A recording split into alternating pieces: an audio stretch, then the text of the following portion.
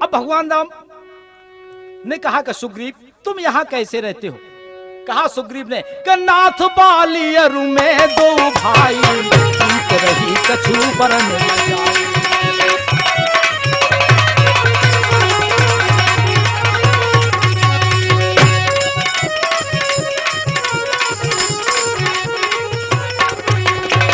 कहा सुग्रीव ने कि भगवान मैं और बाली दोनों भाई भाई हैं और हम दोनों में आपसी में कुछ समय बाद ऐसे संबंध हो गए हैं, हम लोगों का प्रेम ऐसा विच्छेद हो गया है कि हमारी पत्नी भी हमारे पास नहीं है और बाली ने हमें यहाँ से निकाल दिया है और मैं यहाँ इस स्थान पर इसलिए रहता हूँ कि यहाँ बाली आ नहीं सकता है भगवान, मैं तो उसके डर के मारे यहाँ रहता हूँ। जब भगवान राम और सुग्रीव की मित्रता हुई तो भगवान राम कहने लगे कि सुग्रीव ऐसा नहीं है, सुन सुग्रीव मारे हूं बाली एक ही बान, और ब्रह्म रुद्र शरणागत गए न उबरे प्राण।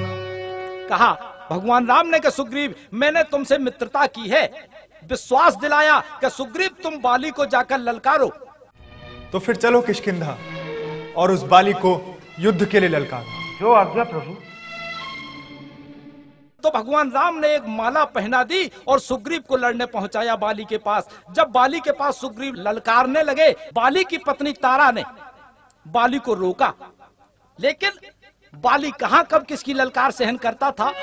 पुनि नाना विधि भई लड़ाई, तो देखत रघुराई।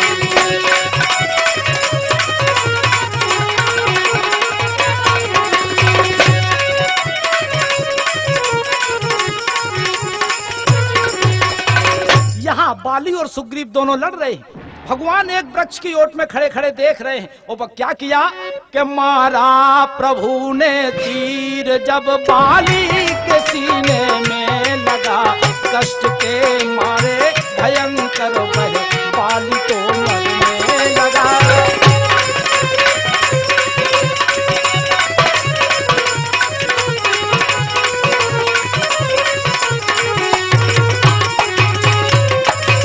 दगा है किसने किया, क्यों किया ये कहने लगा, अपनी करनी को याद करने के कर्म पर रोने लगा।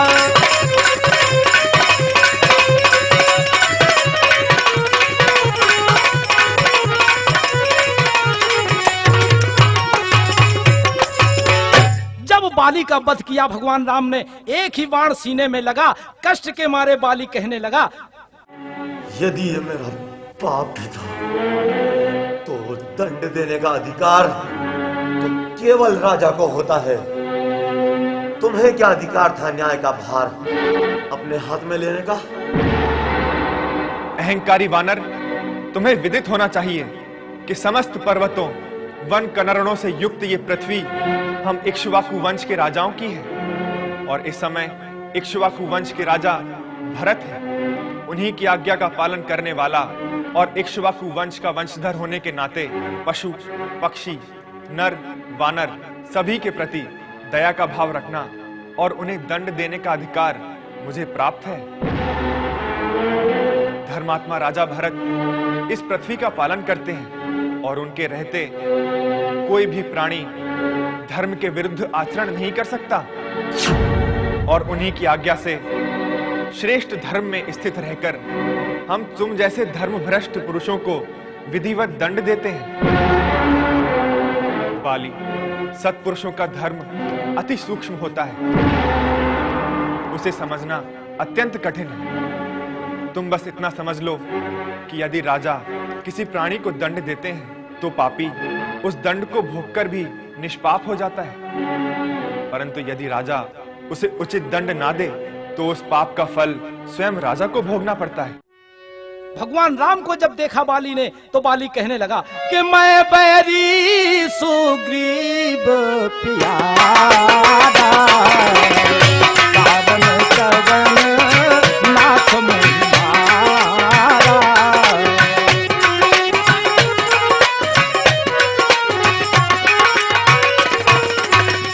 कहा बाली ने कि भगवान ऐसी हमसे क्या गलती बनी है जो आपने हमारा वध कर दिया है। सुग्रीव आपका मित्र और मैं दुश्मन। कहने लगे समदर्शी भगवान राम कि कन्या भगनी सुत की पत्नी या छोटे भाई की नारी, और जो इन्हें कुदृष्टि देखता है वह बध के योग दुराचारी।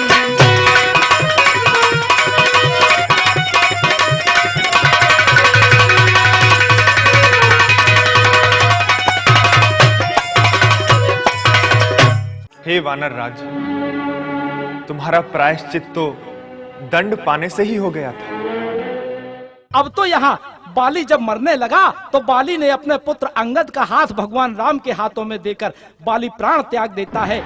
अब तो तारा विलाप करती हुई रह जाती है। यहाँ भगवान राम ने समझाया कि यह शरीर 5 तत्वों से निर्मित पुतला है और 5 तत्व जब अपने अपने तत्व में विलीन हो जाते हैं।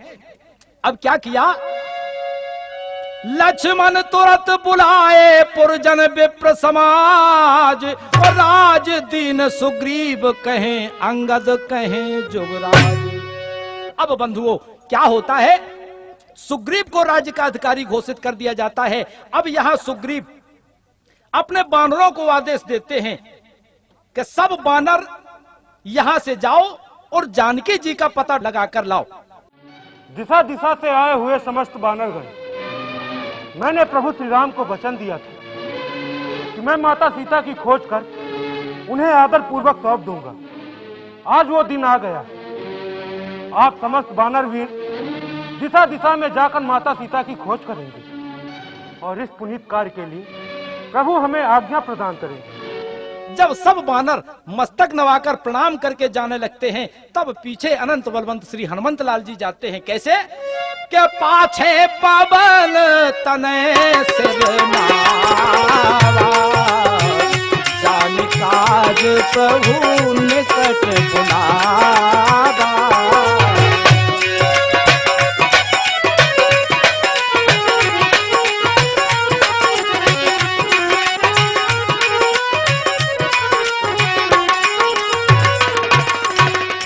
जिस समय हनुमान जी ने अपना मस्तक नवाया, भगवान राम ने अपने निकट बुलाया और हनुमान से कहने लगे, अपनी अंगूठी देकर मुद्रिका देकर,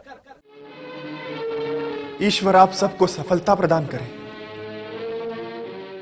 अब समस्त बानरों के साथ हनुमान भी समुद्र के किनारे पहुंच जाते हैं।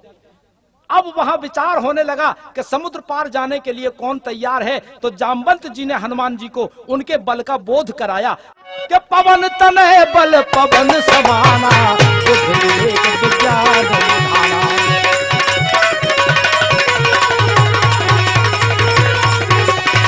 कवन सो काज कठिन जग माही, कवन सो काज कठिन जग माही, जो नहीं होए ताप तुम पाई।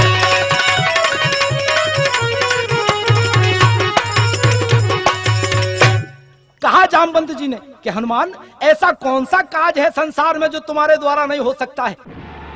हे केसरी नंदन, उठिए, आपका तो अवतार ही श्री राम के कार्य के लिए हुआ है।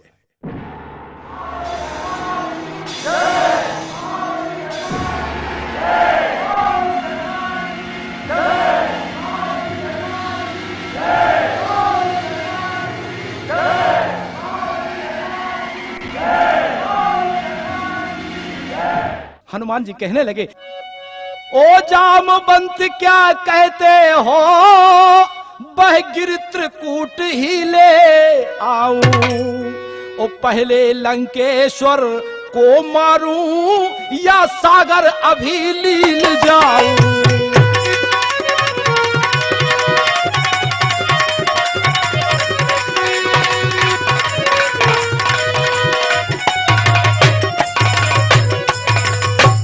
जामवंत ने कि महाराज अभी ये कुछ नहीं करना है, तुम केवल लंका में जाओ। हे ऋक्षराज जामवंत जी, आप हमें उचित मार्गदर्शन दें कि मुझे क्या करना चाहिए। हे अमित तेजस्वी हनुमान, आप बस अभी लंका जाकर माता सीता की सुधि लेकर अधर्मी और अज्ञानी असुरों को चेतावनी दें। हे पूज्य श्रेष्ठ, मुझे आशीर्वाद दें कि मैं आपके बताए कार्य को सफलता पूर्वक कर सकूं। अब मुझे आज्ञा दीजिए। तो श्रोताओं, इतना सुनकर हनुमान जय श्री राम कहते हुए लंका की ओर प्रस्थान करते हैं। उन्हें जाता हुआ देखकर देवता उनके बल और बुद्धि की परीक्षा लेने सर्पों की माता सुरसा को भेज देते हैं। सुरसा ने जाकर राह रोक ली।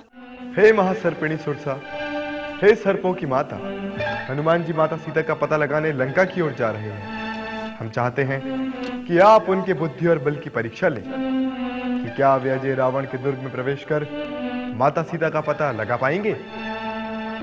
जैसी आज्ञा देवराज।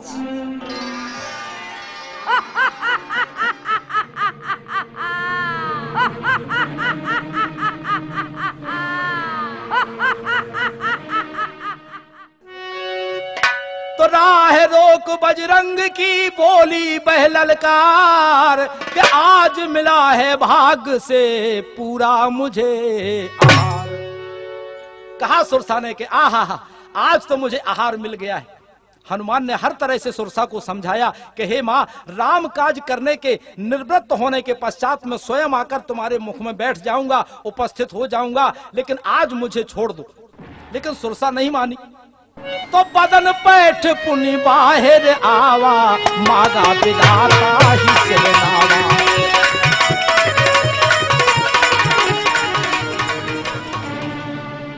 लो माता, मैंने देवताओं का वरदान झूठा नहीं होने दिया। आपके मुख से प्रविष्ट होकर बाहर निकल आया हूं। अतः कृपा कर अब मुझे जाने की आज्ञा दीजिए। तुम्हारा शत शत कल्याण हो पुत्र। जाओ वत्स, मेरा आशीर्वाद तुम्हारे साथ है। हे पूज्य नागमाता, मेरा प्रणाम स्वीकार कीजिए।